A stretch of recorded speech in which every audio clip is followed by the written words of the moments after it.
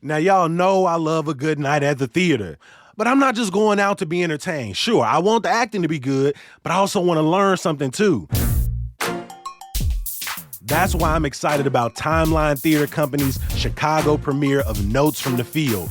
The show uses verbatim accounts from students, faculty, folks who've been incarcerated, and more to show the intersections of America's education and criminal legal systems and how they can and must be transformed. You don't want to miss it, and I don't want to miss it either. Notes from the Field is running now through March 24th at Timeline Theater in Lakeview. For tickets, visit timelinetheater.com. That's theater with an R-E.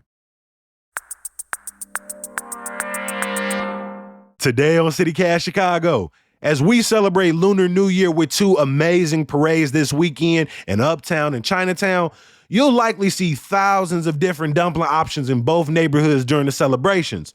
So we decided to find out why these delicious treats are so important to the celebration and where to find the best dumplings in the Chicagoland. It's Wednesday, February 14th. I'm Jacoby Cochran, and this is what Chicago is talking about.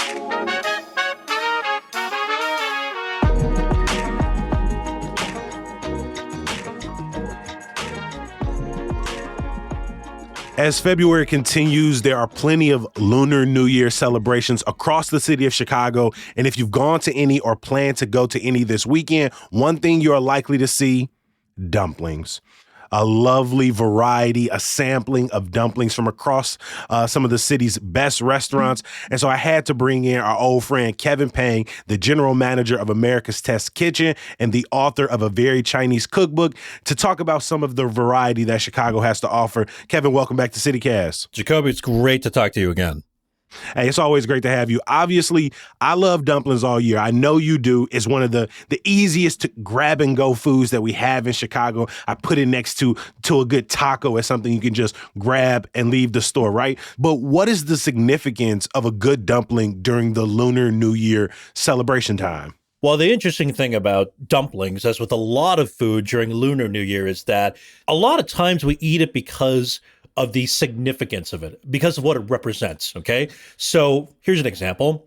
The word fish in Chinese is yu, and it sounds like the word for surplus, meaning like a surplus of money. So we like to eat fish because we think it might bring us surplus, okay?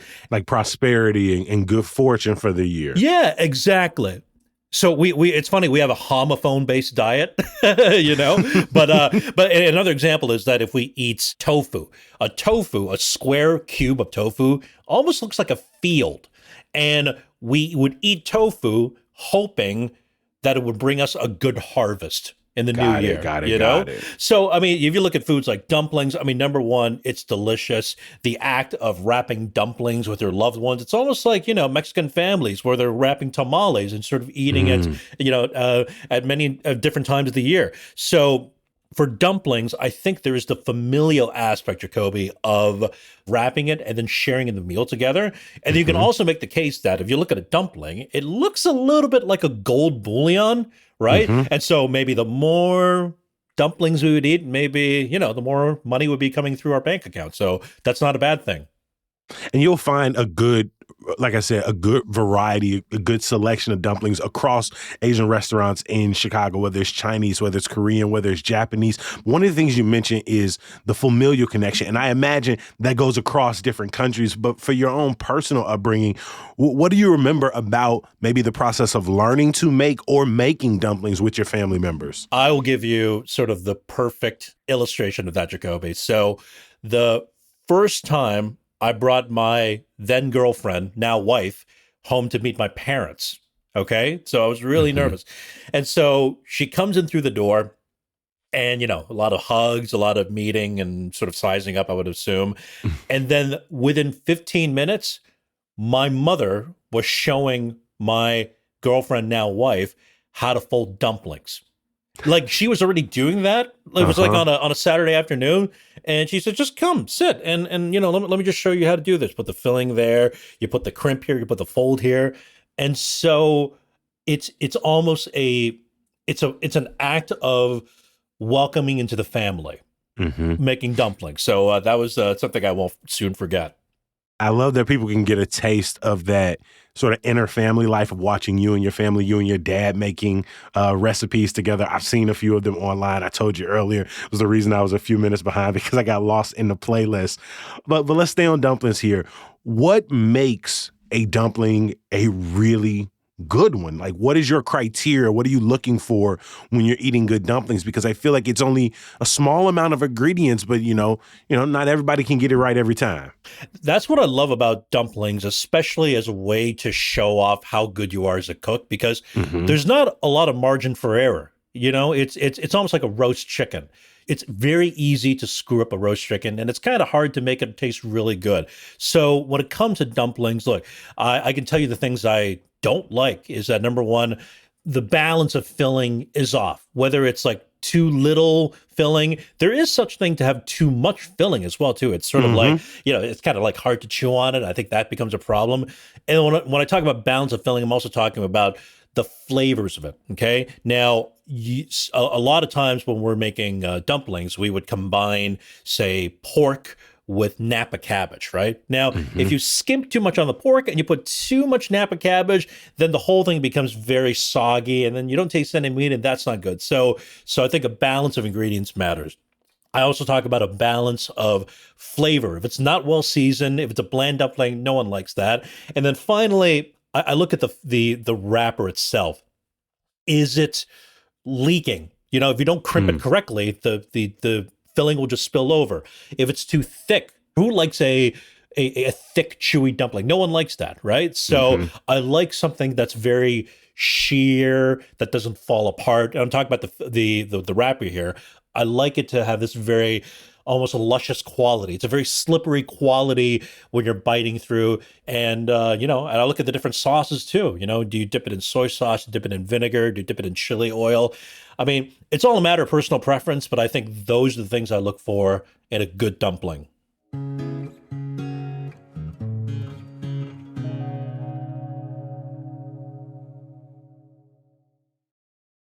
This episode is brought to you by Progressive Commercial Insurance.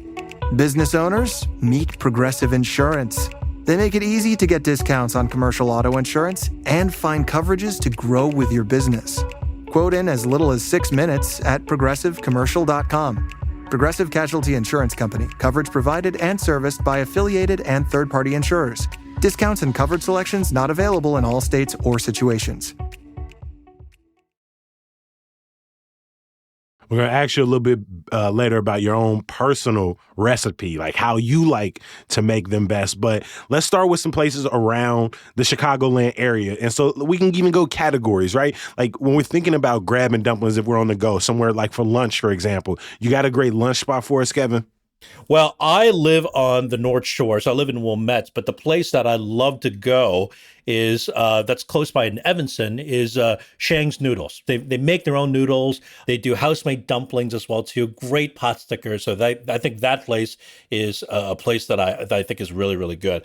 I think in terms of going to Chinatown in downtown Chicago, Hmm. QXY dumplings. That place is they are a dumpling specialist, and they'll have like a dozen varieties of dumplings. The best part is that you can also get it frozen to go. So Okay. if you want to eat it, if you want to reheat it or boil it at home, you can do that as well too. So QXY dumplings is really, really fantastic. If you're reheating dumplings, what's best practices? Because when we did a best tacos episode, Michelle, our producer, put me on to let me know the best way to reheat that. And I was like, all right, just put me on game. If I want to reheat some dumplings, what's the best way I should go about that? Well, I think there are two ways. You can either boil them, Hmm. and I think that's very easy. But then I think if you want something's going to retain a little bit of chew on the dumpling wrapper, I think steaming it is the best way to go. If you've got a bamboo steamer, even better. I understand that it takes a little bit longer time to steam than to boil it, but I think both methods would yield a really good dumpling. Okay, good to know. Yeah. All right, so we've gotten a few places. One spot in Evanston, we got a Yep. spot in Chinatown. Keep the list rolling. Yep. If I got a large group with me or I'm trying to show off a spot, where are you taking me next? I got two more places I think you should go. So first off is a somewhat unexpected place called Chef Special Cocktail Bar. And I've been on the record talking about how much I love this place. It is from Chef Jason Vincent, who opened up Giant. Hey, that's one of my favorite restaurants in the city. Oh, it's so good. It's so great. And, I was a little bit skeptical. It's like, I wonder what they're going to be doing. What is Jason Vincent opening up an American Chinese restaurant? And I got to say, Jacoby, it is legit. It is good. He's executing American Chinese food at such a high level. I think their egg rolls are the best in the world. I mean, I really truly think that. Well, I should Wow. qualify that by saying they're American style egg rolls. Like the really sort of crunchy, crispy. I love it so much. But in terms of dumplings, they will do a version of pot stickers that I think is just top notch. So I think you definitely got to go to Chef Special Cocktail Bar.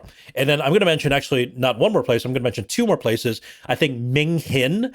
They've got multiple locations in the suburb. They've got a couple of locations downtown. The one I go to is in Chicago, Chinatown. They are a dim sum parlor. And if you want things like shrimp dumplings, shoo mai, pot stickers, that's a fantastic place to go. And I should say that at Ming Hin, it's more of a Hong Kong, Cantonese, Southern China style of dumplings that you would find at Ming Hin. If I'm looking on the menu and I see dumpling, pot sticker, gyoza, I might think to myself, well, those all kind of seem very similar, sort of a filling wrapped around. Well, what are your basic differences between like a dumpling, a pot sticker, a gyoza? Dumpling is a somewhat umbrella term for any sort of meat or filling wrapped in dough, right? Right. I mean, you can have pierogi. So pierogi is a dumpling as well too. I mean, the differences are really going to be in the filling inside, right? We're mostly talking about a wheat flour based wrapper that's either boiled or steamed or fried or pan seared. So the term dumpling is a very inclusive and almost too broad of a term, right? I got you. So I would say that if you go to a restaurant, you should actually ask either your server or ask the chef, could you tell me more about this style of dumpling? They would be more than happy to engage in you for them to share in their culture and to tell you a little bit about their dumplings. And so, I am all for talking to chefs and to understand more about their food culture. I think they really enjoy that. I love that. You got one more place on the list that you want to make sure CityCast folks stop by. I do. I'm on record of talking about Shanghai Terrace. This has been a place that's open this is at the Peninsula Hotel.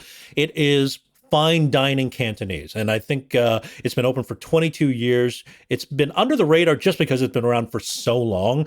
But there are very few restaurants that is doing sit down, fine dining, Michelin level Chinese food in Chicago, much less in America. And I think Shanghai Terrace just has a really, really good version of it. I had a shoo mai here there. I had a xiaolongbao, which is their soup dumpling. That's the dumplings where you put it in your mouth and it bursts this incredibly savory soup inside your mouth, and you have to like seal your lips, otherwise the soup would come bursting out. And they just do a fantastic version of soup dumplings at Shanghai Terrace, and I'm a big fan of that restaurant.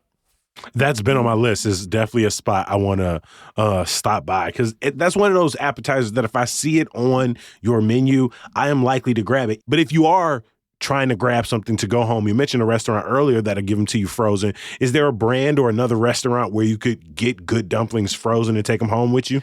There are so many brands out there. If you go to 88 Jefferson, the huge new supermarket down in Chinatown. If you go to Skokie International Market, another new Asian supermarket there are so many different brands. I don't think one stands out over the rest. I will say that if you go to that place I mentioned earlier, QXY Dumplings, and that is on 2000 South Wentworth, I think that's the best way to go. Okay. We mentioned your book earlier in the conversation, A Very Chinese Cookbook. It came out last year, named one of the best cookbooks of all of 2023 by the New York Times. This is the time when they add in the so what is your favorite dumpling recipe to prepare either alone with your family? My favorite by far is the shoo mai. And let me tell you what the shoo mai is. It is a pork and shrimp dumpling. It is open face, which means that it is not sealed. You basically take this cylinder of luscious, savory, seasoned, chopped pork. I like pork belly because who doesn't like a little bit of fat with shrimp, and you chop it up minced until it becomes this really toothsome, almost like bouncy texture when you bite in. Okay. And then you wrap it on basically around the sides and on the bottom. And so it's open topped. And when you steam it and you dip it in either chili oil or soy sauce, I mean, it is to me the meatiest and most flavorful dumpling of them all. And I will judge how good your dim sum restaurant is by the quality of your shumai. And if that's good, then that bodes well for the rest of the dishes to come. So I will judge you on your shumai. And we have a recipe in the book, a very Chinese cookbook from America's Test Kitchen that was, developed by one of our ace cooks, Brian Roof. And it is just probably the one thing that I will eat 60 dumplings in one sitting, and I'll eat 60 of those shumai in one sitting if I could. Is the video of you and your father making shumai, the shumai 101, is that the recipe y'all are making? That's the one. Yeah, we've got, my dad and I have a YouTube series called Hunger Pangs, because if your last name is Pang and you don't do a food show, you're really missing out. So it's on YouTube called Hunger Pangs, and our very first episode was me and my dad making those very shumai, and it is one of my favorite things to eat. Kevin, I appreciate you making time for CityCast. Every time you stop by, I leave hungrier than when the conversation started. It means the world to us, my friend. Thanks, Jacoby. Nice to talk to you.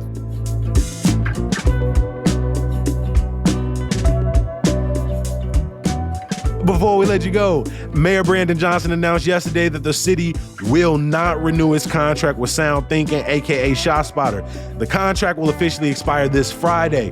The mayor also said the city would decommission the use of the gunshot detection technology by late September.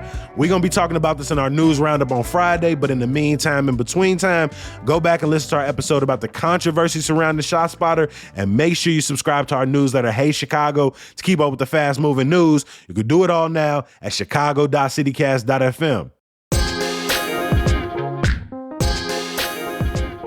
Of course, I got some good news for you, or as we like to call it, some good news.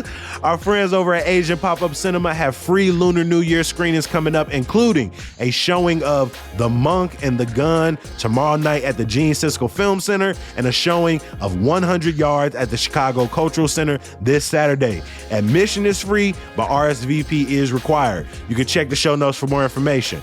As always, we appreciate you for listening and reading. I'm going to be back bright and early tomorrow morning. I'm expecting you to be there with me. I know there's no way for me to actually know when and where you listening, but it would really warm my heart to know that tomorrow morning, you're going to be here with me. I appreciate you. Peace.